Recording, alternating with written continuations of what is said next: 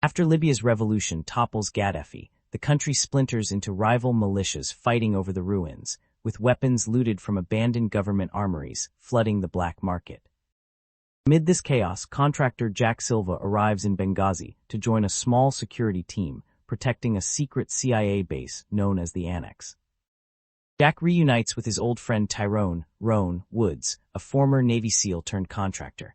Minutes later, their convoy hits an armed roadblock and gets pinned down by gunmen. Roan radios for backup, but the CIA base chief refuses to send help, insisting local militia handle it instead. The team barely talks their way free of the standoff. Back at base, the chief, known only as Bob, makes clear the contractors are hired muscle, not real intelligence officers, and orders them to stay out of CIA business. Jack meets the rest of the team: Mark Oz Geist, Chris Tonto Peranto, John Tig Tygen, and Dave Boone Benton, a mix of ex-Marines and a former Army Ranger who now guard the compound. The team shows Jack around their improvised base, a converted family villa nicknamed Zombieland for the slaughterhouse next door, and warns him to always stay armed around the local staff. Bob warns Jack privately that he sees no real threat in Benghazi and doesn't want any contractor drama on his last posting before retirement. At night on a video call, Jack's daughters ask why Daddy has to keep leaving for work, and his wife Becky gently warns him not to miss the best parts of their lives.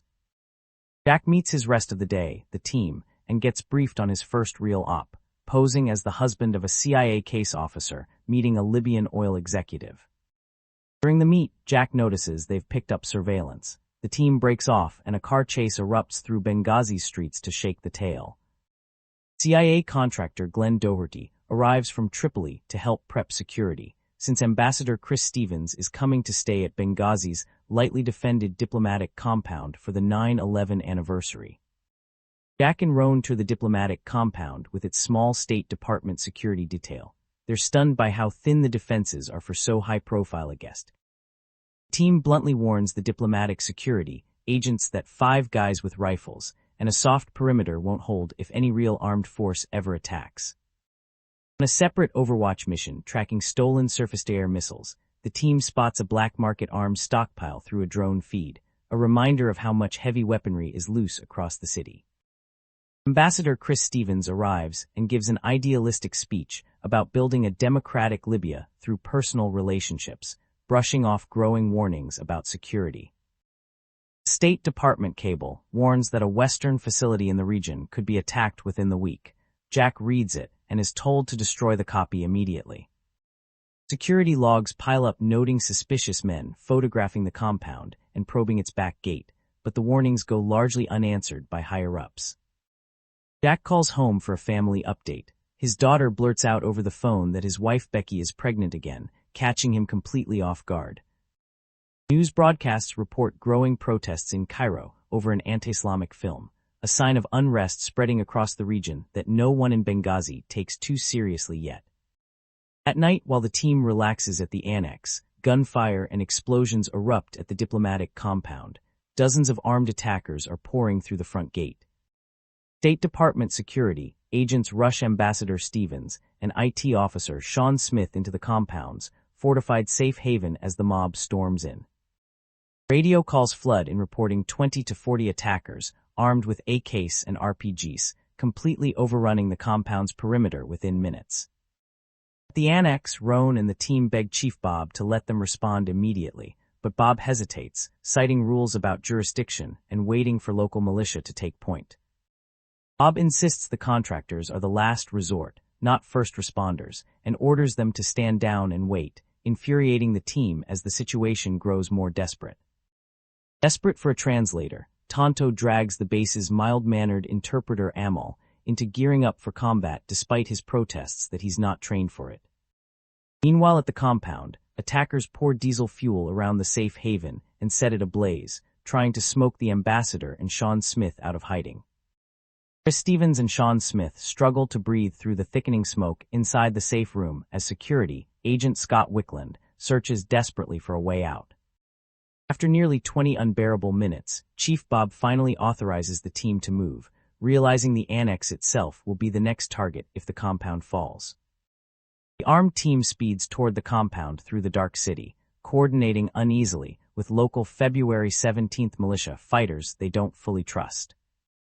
They fight through gunfire and roadblocks, climbing rooftops for a vantage point and knocking out an enemy technical truck mounted with a heavy machine gun. The team finally breaches the smoldering compound, searching room by room for Ambassador Stevens and Sean Smith through the wreckage and thick smoke.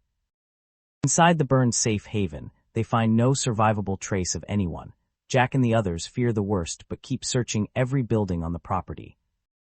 They eventually locate Sean Smith's body, but there is still no sign of Ambassador Stevens anywhere in the ruined compound. Word comes that the attackers are regrouping for a second wave. With enemy reinforcements incoming and no ambassador found, the team is forced to retreat with Sean's body. They fight their way back out through the compound's rear gate under heavy fire, engaging in a running gun battle as they haul the fallen out with them. The convoy speeds back toward the annex while being chased by armed vehicles, trading fire the entire way before finally losing their pursuers in the dark. Back at the annex, the team hardens the perimeter, expecting the mob to hit their base next now that the diplomatic compound has fallen. Chief Bob organizes an evacuation plan, telling everyone to memorize an emergency contact, number and warning that their next moves could determine who lives or dies. Despite repeated requests for military air support or a gunship, Washington and Regional Command can offer no immediate help, leaving the annex team essentially alone. As dawn approaches, a large group of armed men begins advancing on the annex from multiple directions. The team holds fire, waiting until they can positively confirm weapons.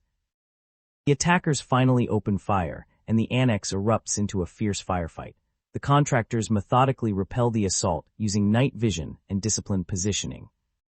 They successfully beat back the first wave, but in the quiet aftermath, the team can't shake the guilt of leaving the compound without recovering Ambassador Stevens. Hours pass with everyone bracing for another attack. A reinforcement team from Tripoli, including Glenn Doherty and 2 Delta operators, remains stuck at the airport, unable to secure vehicles or an escort into the city. Word finally arrives confirming Ambassador Chris Stevens has died, apparently from smoke inhalation after being found and taken to a hospital by local Libyans. A second, larger wave of 30 or more armed attackers advances on the annex. The exhausted team fights them off again in another brutal, sustained firefight.